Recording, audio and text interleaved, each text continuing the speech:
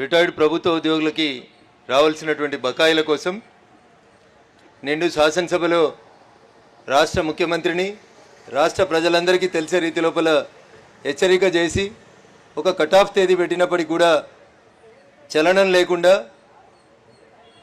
రాష్ట్ర ప్రభుత్వం స్పందించట్లేదు కాబట్టి ఒక శాసనసభ్యునిగా శాసనసభలో తను మాట్లాడినటువంటి మాటలకి కట్టుబడి ఈరోజు ఇందిరా పార్క్ వద్ద రిటైర్డ్ ఎంప్లాయీస్ అందరికీ బెనిఫిట్స్ ఇప్పించాలనేటువంటి లక్ష్యంతో ఈ నిరసన దీక్ష కార్యక్రమంలో పాల్పంచుకుంటున్నటువంటి గౌరవ కామారెడ్డి శాసనసభ్యులు వెంకటరమణారెడ్డి గారికి, నాతో పాటు వేదిక మీద ఉన్నటువంటి పాలమూరు పార్లమెంట్ సభ్యురాలు అక్క శ్రీమతి డికే అరుణ గారికి, శాసనసభ పక్ష నాయకులు గౌరవనీయులు ఏలేటి మహేశ్వర్ రెడ్డి గారికి, శాసనసభ్యులు ధన్పాల్ సూర్యనారాయణ గారికి, రాకేష్ రెడ్డి గారికి, గౌరవనీయులు శాసన మండలి కరీంనగర్ పట్టభద్రుల సభ్యులు అంజిరెడ్డి గారికి, వేదిక మీద ఉన్నటువంటి భారతీయ జనతా పార్టీ ఆత్మీయ కుటుంబ సభ్యులకి, సీనియర్ నాయకులకి, ఈరోజు నిరసన దీక్షలో కూర్చున్నటువంటి రిటైర్డ్ ఎంప్లాయీస్ అసోసియేషన్ పెద్దలకి, ప్రింట్ ఎలక్ట్రానిక్ మీడియా మిత్రులకి, ఉదయం నుంచి ఈ కార్యక్రమంలో వివిధ జిల్లాల నుంచి తరలివచ్చి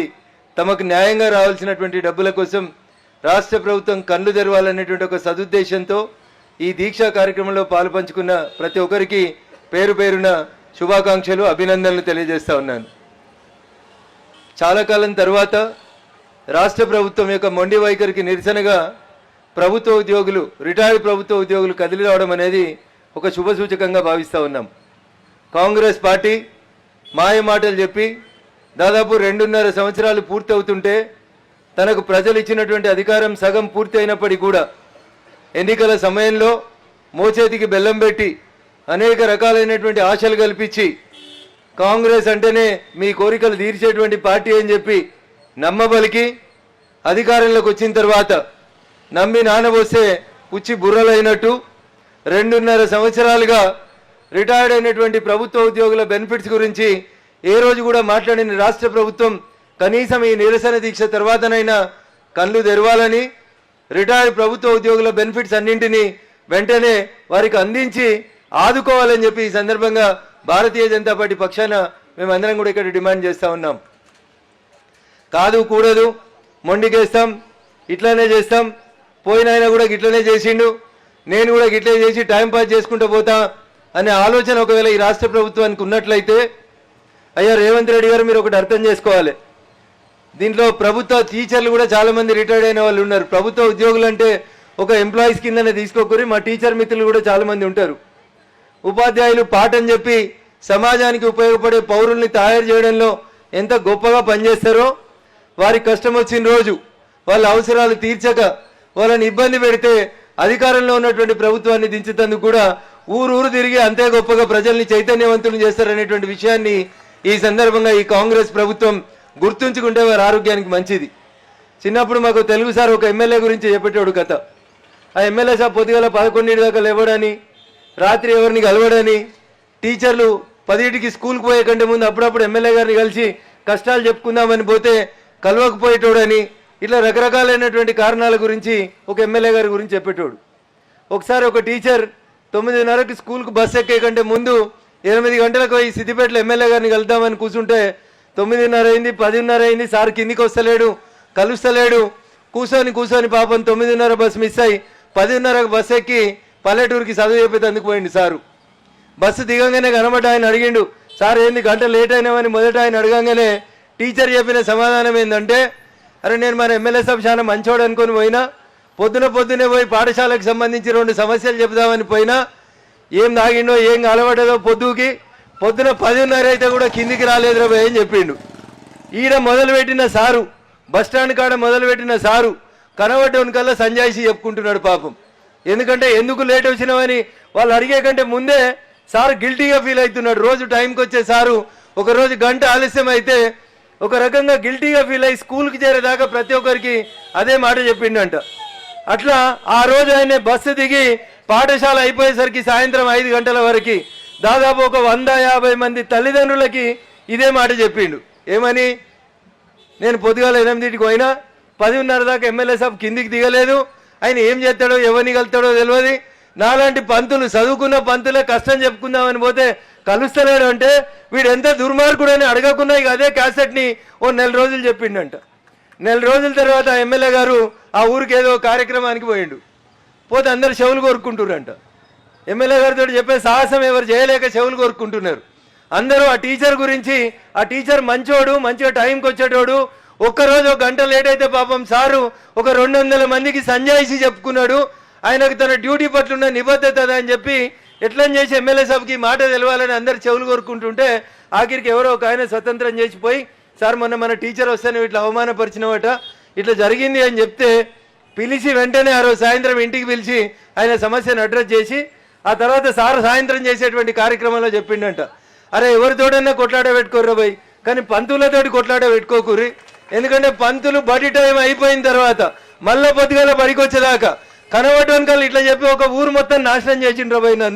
నాకు ఎంత మంచి పేరు ఉండేనో ఆ ఊర్లే, నన్ను ఉత్త తాగుబోతని ముద్రేసిండ్రా భయ్ ఆ ఊర్లే అని చెప్పి పంతుల గురించి చెప్పిండంట.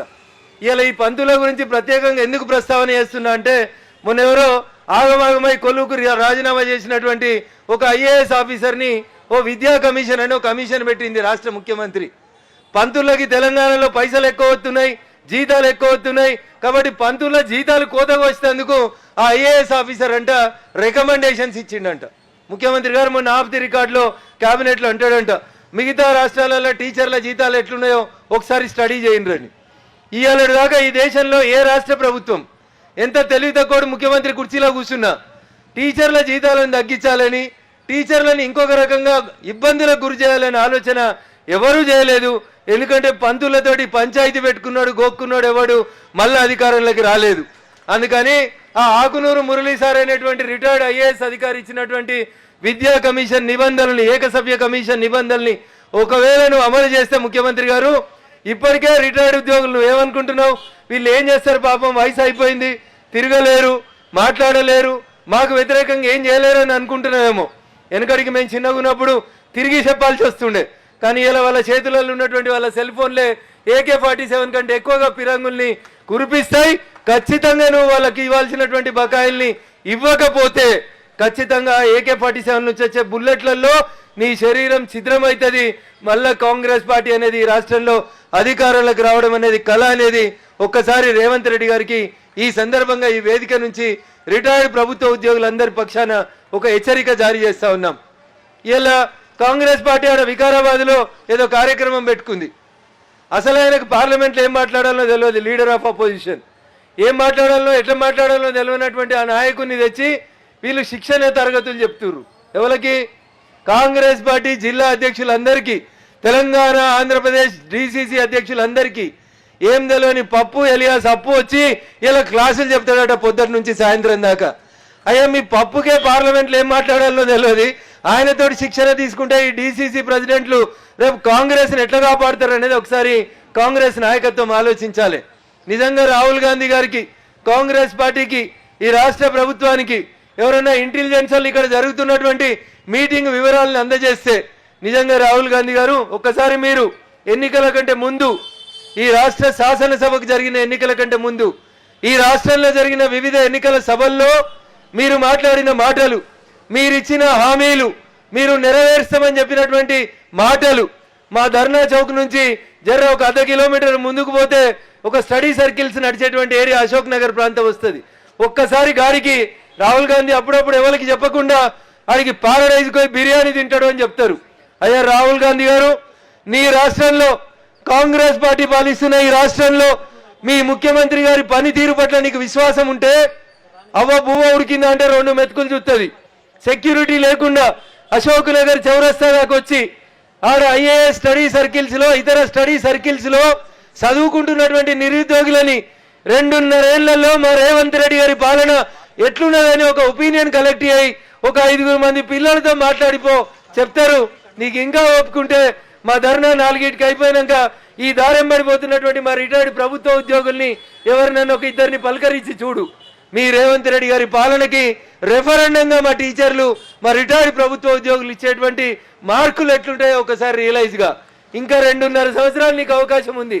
నిజంగా నీకు నేర్చుకోవాలని ఉంటే, సరిదిద్దుకోవాలని ఉంటే, కాంగ్రెస్ భవిష్యత్తులో ఎప్పుడన్నా అధికారం కోసం ఆలోచన చేయాలనుకుంటే, వెనకడికి రాజులు యువరాజులంతా ప్రజలలోకి మారు వేషాల్లో పోయి ప్రజలు ఏమనుకుంటారో తెలుసుకుందరంట. ఒక్కసారి ఇలా ఇందిరా పార్క్ పరిసర ప్రాంతాల్లోకి వెళ్ళి రాహుల్ గాంధీ గారు మారు వేషంలో వచ్చి ఇక్కడ ఏం జరుగుతుంది, తెలంగాణ ఏం కోరుకుంటుంది, రేవంత్ రెడ్డి పాలన ఎట్లుందని ఒక అర్ధగంట తిరిగిపోతే చదువుకునేటువంటి నిరుద్యోగులు దగ్గర నుంచి మొదలుకుంటే రిటైర్డ్ అయినటువంటి ఎంప్లాయీస్ యొక్క కంఠశోష వాళ్ళ ఆక్రందన నీకు వినబడుతుంది. అప్పుడు నువ్వు శిక్షణ ఇవ్వాలన్నా శిక్షించాలన్నా మీ ముఖ్యమంత్రిని అనేది అప్పుడు ఆలోచించుకోవడానికి అవకాశం కలుగుతుందని చెప్పి తెలియజేస్తూ, కాన్స్టిట్యున్సీలో వేరే కార్యక్రమాల్లో ఉండడం వల్ల కొంచెం ఆలస్యంగా వచ్చినాను. ఖచ్చితంగా రిటైర్డ్ ఎంప్లాయీస్ అందరూ కూడా రాష్ట్ర వ్యాప్తంగా చేస్తున్నటువంటి ఈ ఆందోళనకి 100% భారతీయ జనతా పార్టీ శాసనసభ్యులుగా పార్లమెంట్ సభ్యులుగా మేము ఖచ్చితంగా మీకు సంఘీభావం తెలియజేస్తామని, మీ సమస్యలు పరిష్కారం అయ్యేంత వరకు మీ అడుగులో అడుగుగా నిలుస్తామని నడుస్తామని తెలియజేస్తూ అవకాశం ఇచ్చినటువంటి వేదిక మీద ఉన్నటువంటి పెద్దలకి, ముందున్నటువంటి రిటైర్డ్ ప్రభుత్వ ఉద్యోగులందరికీ మరొకసారి శిరస్సు వంచి నమస్సుమాంజలి తెలియజేస్తూ సెలవు తీసుకుంటా ఉన్నాను. జై హింద్, జై భారత్.